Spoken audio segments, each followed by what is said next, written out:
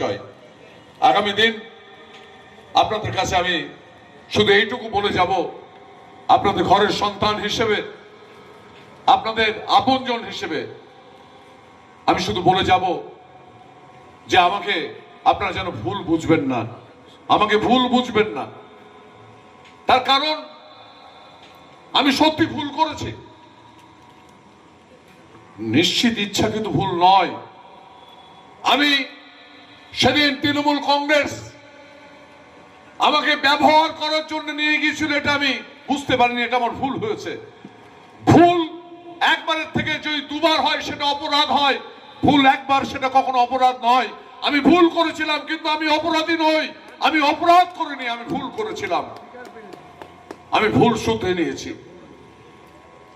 আমি শুধু আপনাদেরকে বলবো যে আমি সত্যি তো একটা সরকারের ক্ষমতা হিসেবে আমি কিন্তু কিছু করতে পারিনি, আমি আপনাদের কাছে ক্ষমা চেয়ে যাচ্ছি। কিন্তু আমি বিধায়ক হিসেবে আপনারা যে দোয়া আশীর্বাদ করেছিলেন, আমার 3 কোটি টাকা আমি পেয়েছিলাম, এই প্রতি বছরে 60 লক্ষ করে টাকা। প্রকাশ্য সভা থেকে ক্ষমা চাইলেন টিকিট না পাওয়া সদ্য প্রাক্তন বাদুড়িয়া তৃণমূল বিধায়ক কাজী আব্দুর রহিম। তৃণমূলের টিকিট না পেয়ে কংগ্রেসে যোগ দিয়ে কংগ্রেসের প্রার্থী হয়েছেন বাদুড়িয়ার টিকিট না পাওয়া সদ্য প্রাক্তন তৃণমূল বিধায়ক কাজী আব্দুর রহিম। প্রথম কথা হলো, আমি 5 বছরের বিধায়ক, বাদুড়িয়ার মানুষ আমাকে দুহাত ভরে আশীর্বাদ করেছিলেন এবং 1-2 হাজার ভোটে নয়, 57,000 ভোটে জিতেছিলাম। আমি বাদুড়িয়ার মানুষের জন্য সত্যি কিছু করতে পারিনি। তা আমার মনে হয়েছে যে তৃণমূলে আমাকে নিয়ে যাওয়া হয়েছিল, আমার এইটা যাওয়াটা আমার নিশ্চিত আমার একটা ভুল হয়েছিল। আমি সে কথাই বলেছি যে আমার কাছে তো অনেক কিছু আমি আশা করেছিলাম বাদুড়িয়ার মানুষের জন্য অনেক কিছু করব, কিন্তু আমার বিধায়ক প্রকল্পের উন্নয়ন প্রকল্পের টাকা ছাড়া আমি কিন্তু এই 3 কোটি টাকা ব্যয় করা ছাড়া আমার মনের মতন কিছু কাজ করতে পারি। আপনাকে ব্যবহার করা হয়েছে বললেন? না, ব্যবহার করাটারও ব্যাপার নয়। একজন রাজনীতিবিদ, আমি তো নতুন কেউ নই, আমি বিধায়ক ছিলাম, আমার বাবা এখানে 50 বছর বিধায়ক।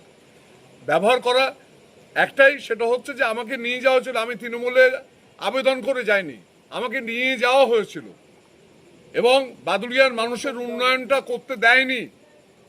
আমি যে স্বপ্ন দেখেছিলাম, আমার বাবা 5 বছরে সরকারে ছিলেন, 50 বছর প্রায় বিধায়ক ছিলেন, সেই 5 বছরে বাদুড়িয়ার মানুষের জন্য যা করেছেন, এই জেলার মানুষের জন্য যা করেছেন, সেটা ইতিহাস।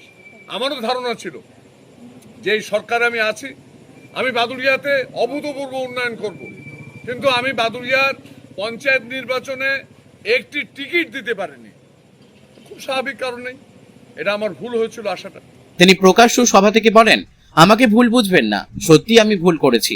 সেদিন তৃণমূল কংগ্রেস আমাকে ব্যবহার করার জন্য নিয়ে গিয়েছিল, এটা বুঝতে পারিনি, আমার ভুল হয়েছে, ভুল শুধরে নিয়েছি। একটা সরকারের ক্ষমতায় এসে আমি কিছু করতে পারিনি, আমাকে ক্ষমা করবেন। কাজী আব্দুর রহিম তার মন্তব্যের ব্যাখ্যা দিয়ে বলেন, আমি 57,000 ভোটে জিতেছিলাম, আমি বাদুড়িয়া মানুষের জন্য কিছু করতে পারিনি। তৃণমূলে আমাকে নিয়ে যাওয়া হয়েছিল, যাওয়াটা নিশ্চিত আমার ভুল হয়েছিল। তৃণমূলে যোগ দেওয়াটা আমার ভুল হয়েছিল, তাই ক্ষমা চাইলাম। টিকিট না পাওয়া সদ্য প্রাক্তন তৃণমূল বিধায়ক বর্তমান কংগ্রেস প্রার্থী কাজী আব্দুর রহিমের মন্তব্য ঘিরে শুরু জোর রাজনৈতিক চর্চা। টিকিট না পাওয়া তৃণমূলের বিধায়ক, তিনি কংগ্রেসে যোগ দিয়েছেন এবং কংগ্রেসের প্রার্থী হয়েছেন। তিনি কংগ্রেসের প্রার্থী হওয়ার পর সরাসরি প্রকাশ্য সভা থেকে তিনি বলছেন যে আমি ভুল করেছি, আমাকে ক্ষমা করে দিন, তৃণমূলে যোগ দেওয়াটা আমার ভুল ছিল, তৃণমূল আমাকে ব্যবহার করেছে। কি বলবেন এই মন্তব্য প্রসঙ্গে? অ্যাকচুয়াল দিলুদা ঠিকই বলেছেন, দিলুদার সুবুদ্ধির উদয় ঘটেছে, কেননা তৃণমূল মানুষকে ব্যবহারই করে, আর তাদের সঙ্গে কোনো ভালো মানুষ, শুভবুদ্ধি সম্পন্ন মানুষ বেশি দিন থাকতে পারবে না, কেননা তারা লুটেরাজ সরকার, তারা গুন্ডারাজ সরকার, এইসবগুলোই তারা করে।